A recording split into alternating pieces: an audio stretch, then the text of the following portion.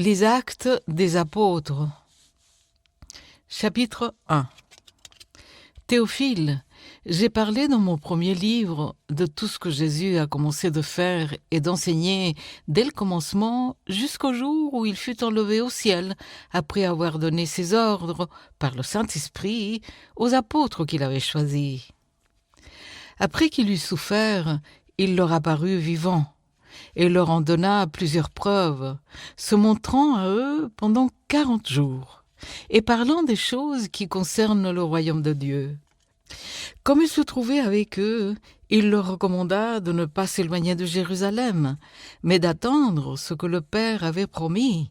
Ce que je vous ai annoncé, leur dit-il, car Jean a baptisé d'eau, mais vous, dans peu de jours, vous serez baptisés du Saint-Esprit. Alors les apôtres réunis lui demandèrent « Seigneur, est-ce en ce temps que tu rétabliras le royaume d'Israël ?» Il leur répondit « Ce n'est pas à vous de connaître les temps ou les moments que le Père a fixés de sa propre autorité, mais vous recevrez une puissance, le Saint-Esprit survenant sur vous, et vous serez mes témoins à Jérusalem, dans toute la Judée, dans la Samarie, et jusqu'aux extrémités de la terre. » Après avoir dit cela, il fut enlevé pendant qu'ils le regardaient, et une nuée le déroba à leurs yeux. Et comme ils avaient les regards fixés vers le ciel pendant qu'ils s'en allaient, voici 2 hommes vêtus de blanc leur apparurent, et dirent « Hommes galiléens, pourquoi vous arrêtez-vous à regarder le ciel? Ce Jésus qui a été enlevé au ciel du milieu de vous viendra de la même manière que vous l'avez vu allant au ciel. » Alors ils retournèrent à Jérusalem, de la montagne appelée des Oliviers, qui est près de Jérusalem, à la distance d'un chemin de Shabbat. Quand ils furent arrivés, ils montèrent dans la chambre haute où ils se tenaient d'ordinaire.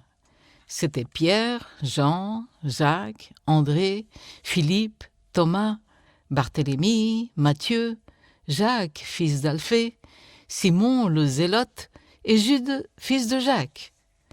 Tous, d'un commun accord, persévéraient dans la prière, avec les femmes, et Marie, mère de Jésus, et avec les frères de Jésus.